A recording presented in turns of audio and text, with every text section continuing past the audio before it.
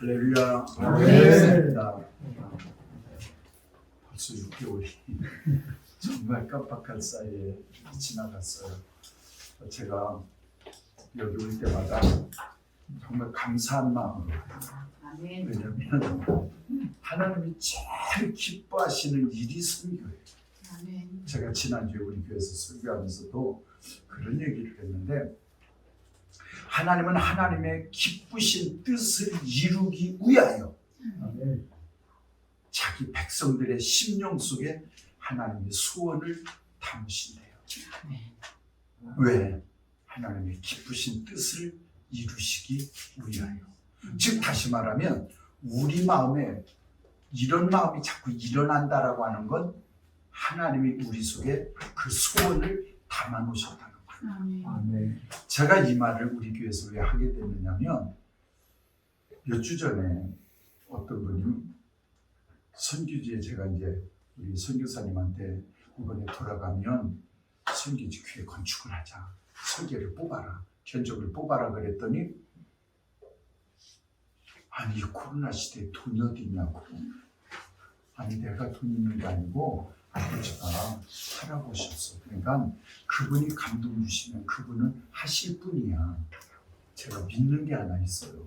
한번 따라해 보실래요? 하나님은 약속하신 것을 반드시 이루시는 하나님이시다. 아멘. 성경 전체를 읽어보면 하나님은 하나님의 입으로 뱉으신 말씀, 선지자를 통하여 선포하신 말씀은 혹시 더딜 수는 있지만 반드시 이루셔요. 아멘.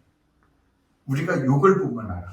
하나님이 이스라엘 백성들을 애굽에서 건져내셔요. 뽑아내셔요.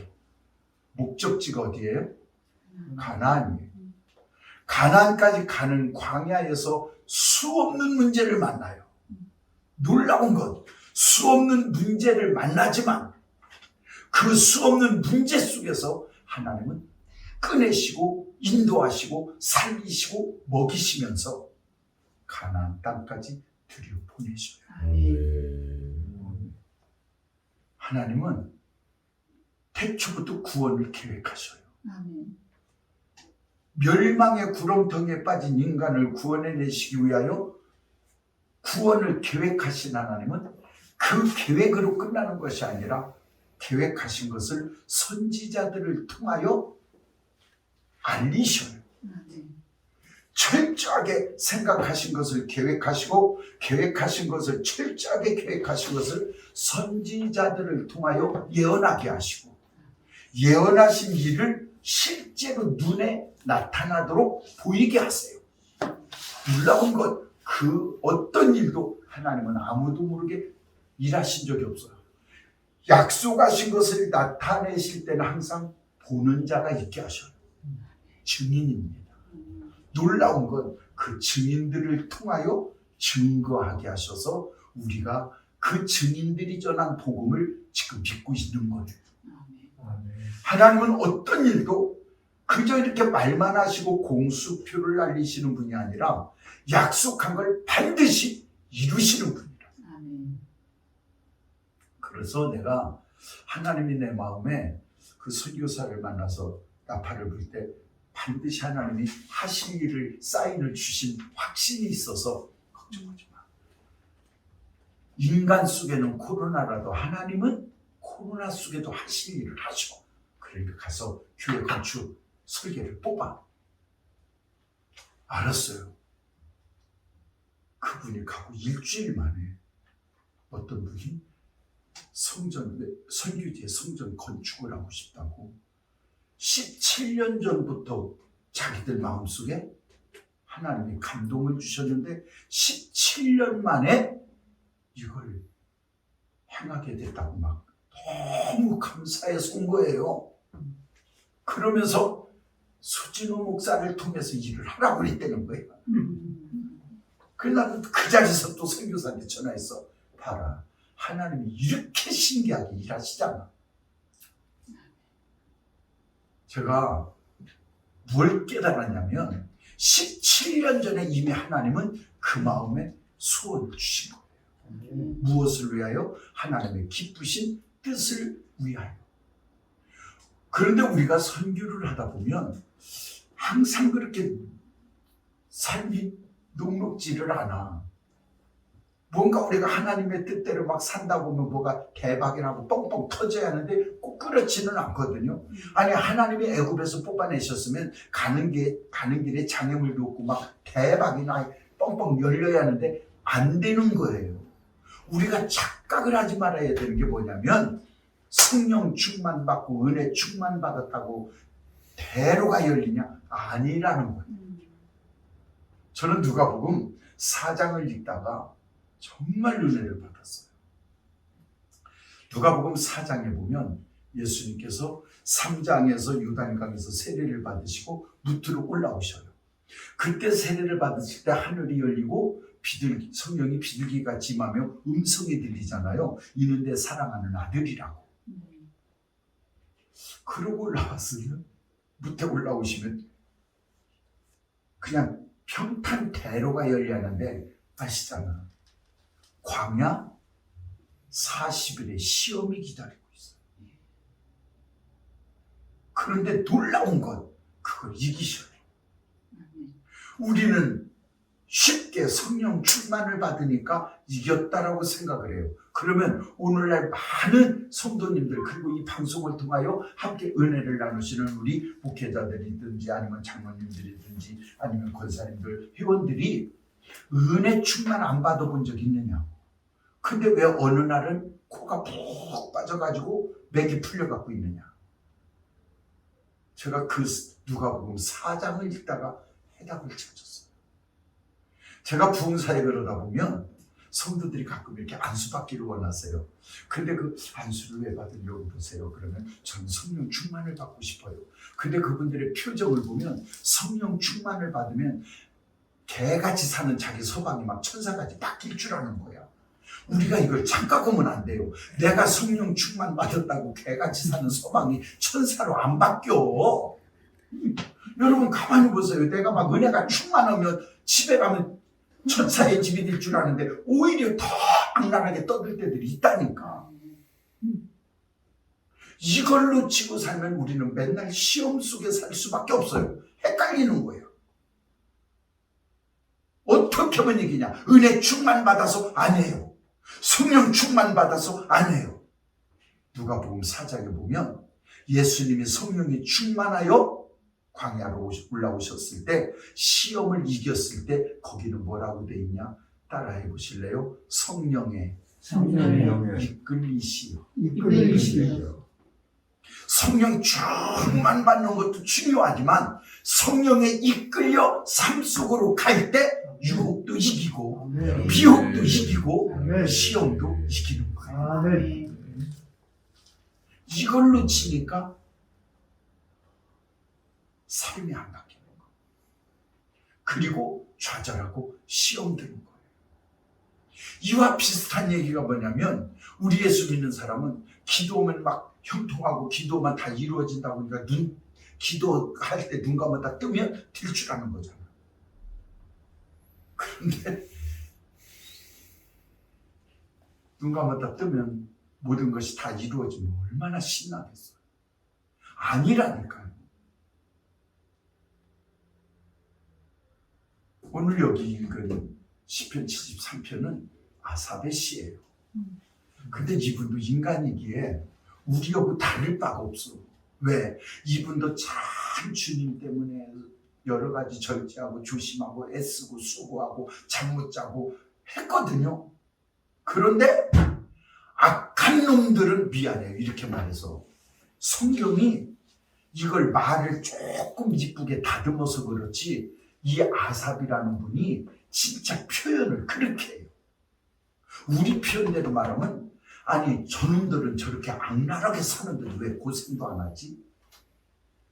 아니 저놈들은 왜 돼질 때도 고통도 없지? 지금 제가 말을 되게 독하게 하는 거야. 성경이요 그걸 조금 다듬었을 뿐이지 이런 느낌이고 이런 표정이에요. 우리 그런 거 있잖아. 우리는 선하게 사는데 왜 고생을 하고 저것들은 저렇게 못된 짓을 하는데 돈을 벌고 왜 저렇게 좋은 차만 끌고 다니지? 막 이런 게 약올르지 않으세요? 아삽이 지금 그런 문제 때문에 갈등이 있는 거예요. 그렇다고 그들이 비전만해서 보기에 좀 초라해 보이기라도 하면 좋은데 걔들은 너무 퍼먹어가지고 살이 쪄서 성경 표현대로 말하면 눈탱이가 튀어나와. 그러니까 이 시편 기자나 우리나 다를 게 없는 거예요. 아니 기도는 우리가 빵빵 열리고 제대로 무너지고 잘 됐지. 그런 그렇지 잘고뱅이 막 이게 뭐 이런 맛이 나야 되는데 그게 안 되는 거야. 그런데 놀라운 건 이 시편 기자가 이 일을 어찌 알까 하여 세상으로 간 게 아니고 사람을 만난 게 아니라 성소로 들어갔대요. 무슨 말이에요? 신앙의 갈등이 있고 우리가 신앙적으로 고민이 있고 할 때 사람 만나서는 해결이 안 돼. 하나님 앞에 나와야지. 근데 그가 성소에 들어갈 때야 비로소 그때 깨달았다는 거예요. 왜? 아하! 저들이 지금도 내 눈앞에서 잘 되는 것 같고 참 저들이 형통한 것 같은데 내가 하나님 편에서 저들을 봤더니 저들은 졸지에 무너지는 자들이었고 나는 하나님이 붙잡아 주시는 자로구나 하는 걸 드디어 성소에 들어갈 때가 깨닫는 거예요. 그래서 제가 성경을 읽다가 진정한 복이 뭐냐, 우리 마지막 오늘 읽은 마지막 말씀 한번 읽어보실까요? 다 같이 시작. 나에게 가까이 대하니 내게 복이라. 내가 주와 나의 피난처로 삼아 주의 모든 성적을 뭐가 복이라? 하나님께 가까이 시편 기자가 그걸 깨달은 거예요. 세상에서 잘 먹고 잘 되고 남 보기에 뻗뜯은 게 복인 줄 알았더니 아하, 진짜 복은 하나님을 가까이 하는 거예요. 아멘. 아멘. 제가 요셉을 연구하다가 하나 정말 깨달은 게 뭐냐면 요셉의 아버지 사랑을 누구보다 많이 받았는데 그것이 화근이 된 거잖아요. 그래서 미움을 받고 종으로 팔려왔어. 근데 인간적으로 보면 아버지 사랑받을 때가 형통이지 종으로 팔려온 게 형통일 수는 없잖아. 근데 놀라운 건 요셉 할 때마다 따라다니는 단어가 있는데 그게 뭐냐면 형통인데 그 형통이라는 단어가 언제 붙느냐면 가장 좋을 때 형통이라는 단어가 붙은 게 아니라 노예로 팔려와 종살이를 하는 그때 저가 형통한 자가 되어 라고 하는 단어가 그때 붙는 거예요. 근데 더 놀라운 건 비록 종살이는 하지만 그래도 자유롭게 일할 수 있고 먹을 수 있는 그때가 형통이지 어찌 억울한 누명을 쓰고 감옥에 들어온 게 형통일 수 있겠어요? 근데 그때 또 저가 형통한 자가 되어 라고 하는 단어가 그때 붙어요. 자, 그러면 진짜 성경에서 말하는 형통이라는 게 도대체 뭐냐는 거예요. 지금 눈앞에서 잘 되고 지금 뭐가 대박나고 내 자식들이 막 잘 되고 장로님 사업이 대박이 나고 교회가 막 엄청 붕디고 이게 진짜 형통이냐? 그럼 지금 고생을 지지 하는 그 사람은 불통이냐? 아니라는 거예요. 성경의 형통은 지금 네가 잘 되냐 안 되냐의 기준이 아니고 지금 네가 비록 종살이라고 고난을 받아도 거기에 하나님이 개입해 계시고 간섭하고 계시다면 그건 복이라는 거예요. 아멘. 비록 억울한 누명을 쓰고 감옥에 갔어도 세상 말로 미치고 환장하고 팔딱 뛸 것 같은 상황이라고 해도 하나님이 너를 간섭하고 계시고 너의 삶에 개입해 계시다. 그건 너에게는 복이다. 그게 형통이다. 왜냐하면 아버지 집에만 있었더라면, 아버지 집에서 사랑만 받고 질투받을 일이 없었더라면 감옥에 올 일도 없어요. 그런데 놀라운 건 감옥에 온 일이 없으면 미안해. 종살이를 할 일이 없는데 종살이하고 누명 쓴 일이 없으면 감옥에 올 일이 없어. 맞아요, 안 맞아요? 그런데 감옥에 온 일이 없으면 대궐에 갈 일도 없어요. 우리가 이걸 알아야 돼요. 인간의 눈에는 막 비치고 한다고 팔딱 뛸 것 같지만 억울한 누명을 쓰고 들어온 감옥에 온 것 때문에 대궐에 가는 통로가 된 거예요. 맞잖아요. 그러면 지금 내가 종살이였는데 불통이냐? 아니에요. 누명을 쓰고 감옥에 온 것이 불통이냐? 아니에요. 종으로 왔기 때문에, 감옥에 왔기 때문에 대궐을 간 거예요. 무슨 말이냐? 하나님이 개입하셨어. 하나님이 간섭하신 거예요. 오늘도 어떤 우리 권사님이 전화 와서 막 어떤 이제 인간관계, 물질관계 때문에 막 누구와의 관계에서 너무 막 속상하고 그러길래 내가 막 뭐라고 했어. 권사님이 바보 같아. 어렸을 때 싸우는 사람, 싸울 때 막 누가 지는 거야? 먼저 우는 애가 지는 거잖아. 왜 먼저 울어, 바보같이? 그럴 때 안 울고 버티고 나가야 그 사람이 이기는 거야. 아멘. 마귀를 가장 약오르게 하는 길이 하나 있어요. 약올려도 내가 약 안 오르면 마귀가 약올려. 아니 저는 진짜 예수 믿는 사람들이 좀 이런 영적 오기를 가졌으면 좋겠어요. 마귀가 싸움을 붙이면 싸워. 대신 내가 먼저 울지 말어. 내가 먼저 약올라 하지 말어. 저쪽에서 약올라 뒤집어질 때까지 내가 약올리지 않으면 마귀가 뒤집어져. 약올릴 것 같고 약오르잖아요. 마귀가 물개 박수 쳐요. 약올릴 때 약 하나도 안 오를 것처럼 그냥 무식한 것처럼 있으면 마귀가 지가 약올리다 뒤집어져서 지가 뒤집어져. 저는 마귀들이 사람을 얼마나 교묘하게 넘겨뜨리는지를 나는 우리 딸들을 통해서 봤어. 우리 딸들이 축구를 좋아해요. 축구하는 날은 치킨을 시켜요. 한밤중에. 저는 야식을 안 먹어요. 아빠가 드셔야 우리도 조금 먹으니까 아빠가 그냥 조금 드세요. 안 먹어. 아빠 그냥 쬐까만 거 하나만 드세요. 안 먹는다니까. 아빠 그냥 그러니까 아빠가 드셔야 우리가 먹으니까 그냥 요것만 드세요. 하루 또 내가 먹으면 지들이 못 먹는다고 하니까 그냥 조그만 거 하나 먹어. 입에다 넣잖아. 지들 눈짓을 줘가며 지들 이겼다 이거야. 그리고 그걸 내가 먹잖아. 아빠 그냥 어차피 드셨으니까 오늘은 드세요. 막 안 먹는데 아이 아빠 한 개 먹으나 두 개 먹으나 맛있게 먹으면 0칼로리래. 막 이러면서 그래놓고 먹여. 나도 또 먹어. 그때 내가 고년들 얼굴을 본다니까. 이게 마귀 수법이야. 마귀들이요. 진짜 아무것도 아닌 것 같고 그렇게 우리를 콕겨가지고 그렇게 넘겨뜨리는 거야. 그러면서 뭐라고 하는 줄 알아 우리 딸들이. 아빠 그거 봐요. 어차피 잡술 건데 아까부터 잡수시지. 내가 그런 걸 보면 절대로 마귀가 유혹할 때 넘어지지 말아요. 왜? 마귀가 나를 이겨놓고 저렇게 물개박수 칠 텐데. 영적 자존심. 어떤 고난 속에서도 이길 수 있는 비결 하나는 이 속에도 하나님이 간섭하시고 하나님이 내 삶에 개입해 계시다라고 하는 믿음을 가지면 승리할 수 있어요. 아멘. 진짜 복이 뭐예요? 진짜 형통이 뭐예요? 하나님이 개입해 계시고. 진짜 형통이 뭐예요? 하나님이 나를 간섭하고 계신 거예요. 아멘. 지금 내가 잘 되냐 안 되냐 상관이 없어요.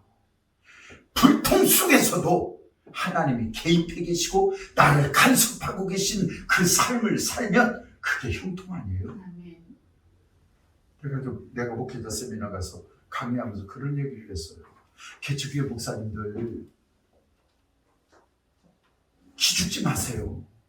큰 교회 목사님들도 처음부터 큰 교회 아니었다. 그분들도 다 개척했고 개척교회였었다. 맞잖아요. 처음부터 그런 거 아니거든요.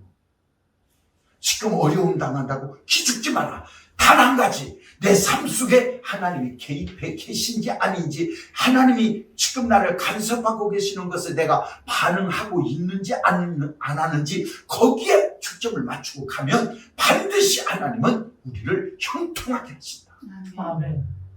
이 사실만 놓치지 않으면 하나님은 일하실 줄 믿어요. 제가 아까 왜 시작할 때 하나님이 약속한 걸 반드시 이루시는 하나님이라고 하는 걸 제가 큰 소리를 뻥뻥 치느냐면, 하나님이 저를 부르실 때부터 선교 쪽에 비전을 주셨어요. 그래서 저는 개척하면서부터 선교 쪽에 눈을 돌렸어요. 왜? 하나님이 나에게 당신의 기쁘신 뜻을 위하여 소원을 내 마음에 담아 두셨으니 나는 그게 사명이라고 생각을 해요. 왜? 어떤 분들이 교회를 이렇게 이제 옮겨 다니시는 분들이 어떤 교회 가서는 이러잖아. 아니, 내가 먼저 다니던 교회에서는 막 지역사회도 돌보고 그런데 이 교회는 왜 선교만 하고 지역은 안 돌봐? 이래. 어떤 분들은 또 선교를 하는 교회에 있다가 또 그리 가면 아니, 이 교회는 또 왜 선교를 안 해? 나는 그러지 말라는 거예요. 왜? 그 목사님이 지역 돌보는 일에 눈이 열리신 분이면 그 교회의 사명은 지역 돌보는 일이에요. 맞잖아요. 그 교회 담임 목사님이 선교 쪽에 눈이 열린 교회라면 그 교회의 사명은 선교예요. 왜 차재환 장로님하고 우리 권사님이 왜 이렇게 선교 쪽에 눈이 열어서 우리 회원들 목사님, 장로님, 권사님들과 함께 이 일을 하게 하셨을까? 이분들 마음에 하나님이 그 소원을 담아 놓으셨고 이분들이 거기에 반응을 하셨고 거기에 여러분들이 함께 지금 마음이 같이 모여져서 일하시는 거 아니에요? 아멘. 우리 이승길 목사님 여기 일하신 지 얼마나 되셨어요?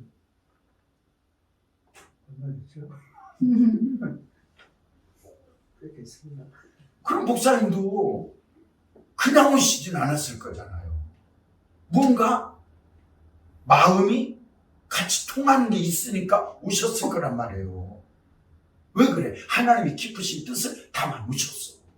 이제 우리가 일을 하다 보면 잘 될 때도 있고 안 될 때도 있고 때로는 어려울 때도 있고 때로는 억울한 소리도, 이게 참 선교 주다 보면 줘놓고 억울한 소리 듣는다.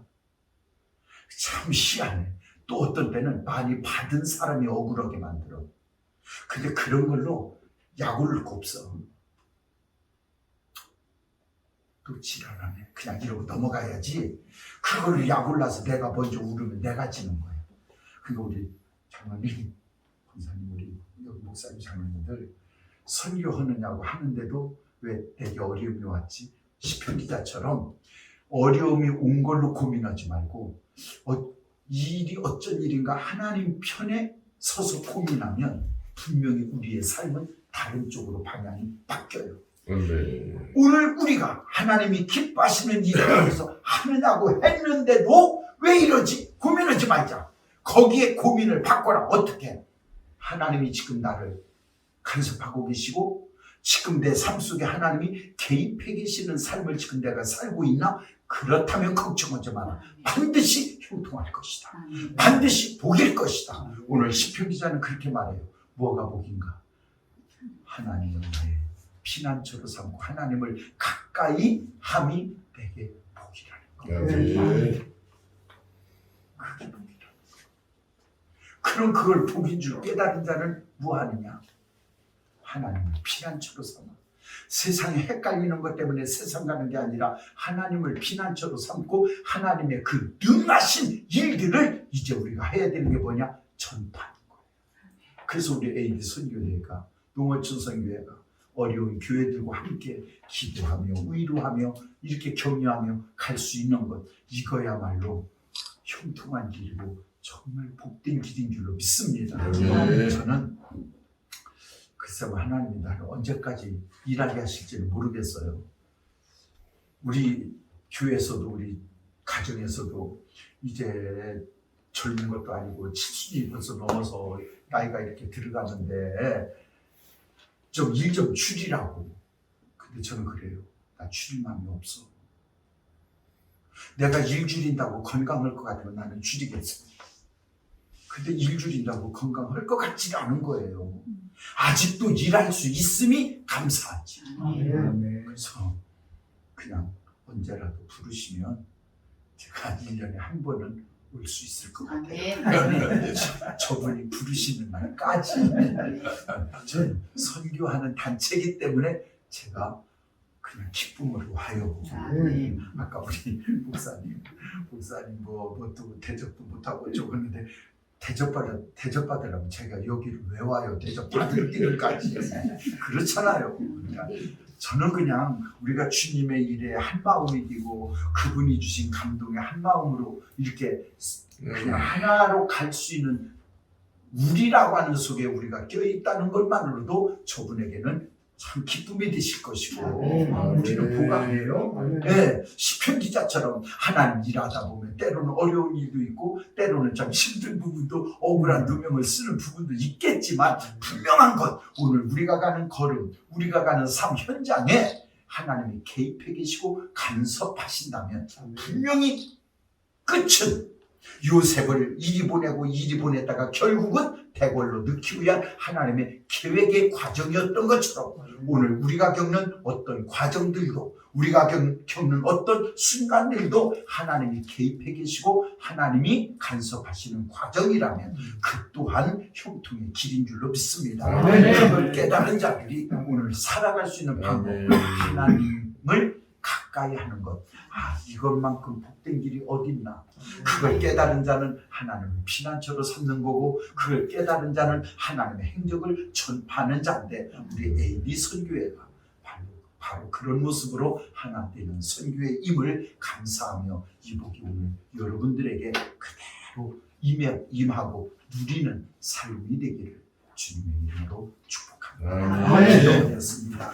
하나님 감사합니다.